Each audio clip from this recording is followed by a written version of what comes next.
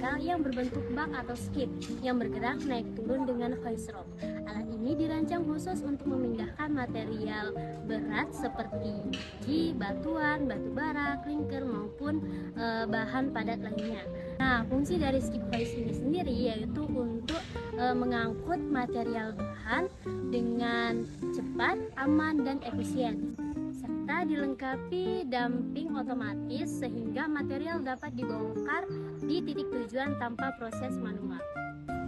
Nah, di sini saya akan menjelaskan prinsip kerja alat dari skip hoist air elevator itu sendiri, di mana skip hoist air elevator itu bekerja dengan cara pertama-tama kita akan mengisi material yang akan kita gunakan ke dalam wadah, lalu motor akan menarik kabel untuk agar skip hoist itu naik ke atas, lalu skip hoist yang sudah dinaikkan ke atas, kita akan menurunkannya di atas itu, lalu diturunkan kembali untuk mengisi material kembali. Selanjutnya kita akan membahas mengenai klasifikasi dan juga karakteristik dari skip hoist elevator ini.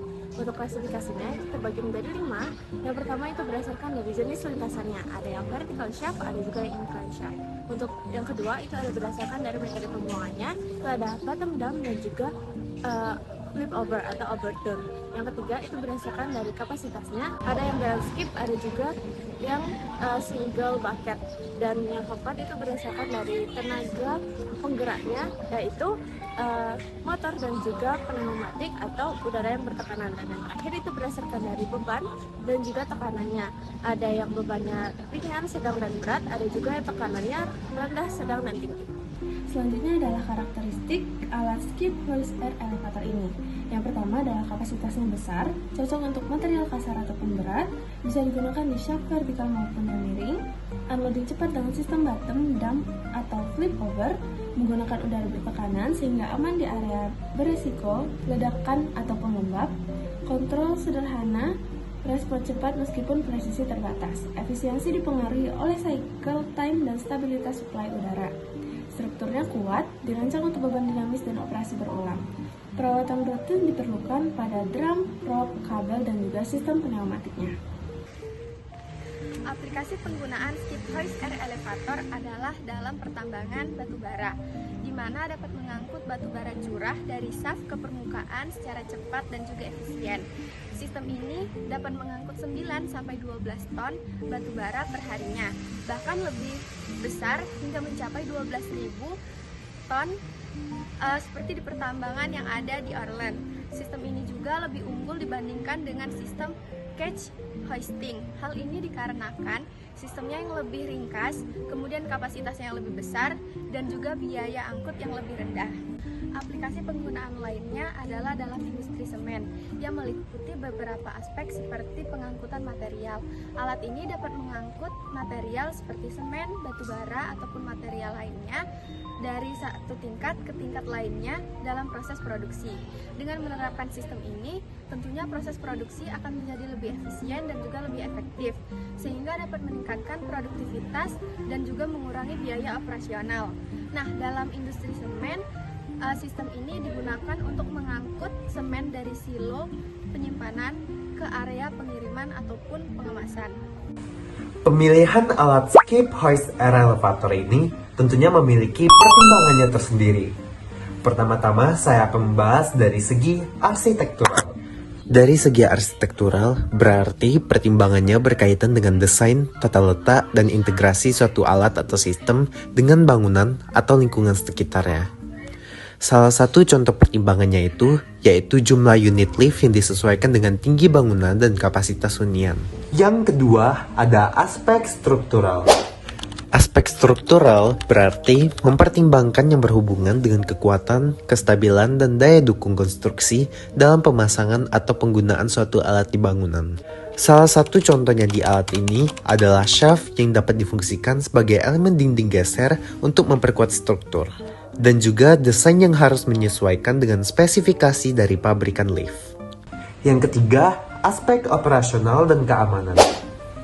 Hal ini berarti alat harus mudah dioperasikan dan dilengkapi oleh sistem keselamatan, serta perawatan rutin yang perlu diperhitungkan sejak awal. Yang keempat atau yang terakhir, aspek dampak lingkungan. Dari segi dampak lingkungan, dapat dipilih alat yang minim getaran dan kebisingan bagi kenyamanan penghuni lain. Beberapa aplikasi skip hoist atau air elevator. Yang pertama ada di tambang bawah tanah. Nah, skip hoist digunakan untuk mengangkat biji atau batuan hasil galian dari kedalaman ratusan hingga ribuan meter. Contohnya di tambang potas di Kanada. Satu skip hoist mampu membawa hingga 27 ton. Biasanya 2 skip hoist bergerak berlawanan arah agar lebih hemat energi. Yang kedua, di industri semen. Alat ini digunakan untuk mengangkat raw mill, clinker, atau batu kapur ke silo maupun ke heater tower. Skip hoist dipilih karena sanggup menangani material yang berat, panas, dan abrasif. Yang ketiga, di industri baja dan metalurgi. Skip hoist dipakai untuk memasuk material ke blast furnace seperti biji besi, kokas, dan batu kapur. Umumnya, 2 skip kecil bergerak bergantian naik turun. Yang keempat, di energi dan kimia. Skip hoist digunakan untuk mengangkut batu bara, coke, atau limestone ke tungku pembangkit listrik maupun reaktor kimia. Dan yang kelima, di konstruksi dan infrastruktur. Skip hoist digunakan untuk membantu memindahkan pasir, kerikil, semen, atau beton ke lantai atas bangunan tinggi atau ke dalam silo. Kira-kira apa aja sih rules of thumbs dari alat skip hoist air elevator ini? Jadi, agar alat ini tetap aman dan juga tetap efisien, kita harus memperhatikan aturan praktis yang ada. Yang pertama yaitu skip hoist harus diisi sekitar 60-80% agar tidak melebihi kapasitas bebannya dan juga tidak membebani kabel yang ada. Lalu yang kedua yaitu kecepatan angkut yang aman yaitu sekitar 0,5 sampai 1,5 meter per detik. Lalu yang ketiga yaitu satu siklus kerja idealnya itu sekitar 2 menit sampai 3 menit agar produktivitasnya tetap lebih tinggi. Lalu kabel juga harus 6 sampai 8 kali lebih kuat agar tidak melebihi beban kerjanya. Lalu pemilihan pembuangan material yang ada harus sesuai dengan materialnya. Lalu juga pemeriksaan perutinan seperti kabel, motor, dan juga rem itu juga sangat penting. Sebelum kita menyelesaikan soalnya, kita perlu ketahui rumus dasarnya terlebih dahulu, yaitu volume tiap skip dikali dengan jumlah siklus per menit, dikali efisiensi sistem, dan dikali fill factor. Dari soal, kita ingin mengetahui berapa volume material yang dipindahkan per menit. Lalu kita konversikan ke per jam. Berdasarkan rumus konsepnya, volume per skip kali jumlah siklus per menit kali efisiensi kali fill factor. Langsung saja ke langkah yang pertama, kita kalikan volume tiap skip dengan jumlah siklus per menit. V kali N sama dengan 0 kali 0,2 dikali 12. Hasil akhir didapat 0,24 meter kubik per menit. Lalu langkah kedua, kita masukkan efisiensi sistem dan didapat hasil 0,204 meter kubik per menit. Setelah kita hitung efisiensi atau kerugian seperti kebocoran atau slip, kita masukkan fill factornya. Setelah dimasukkan fill factornya, didapat hasil akhir 0,1836 meter kubik per menit. Kemudian kita konversi ke kapasitas per jam. Hasilnya 11,016 meter kubik per jam.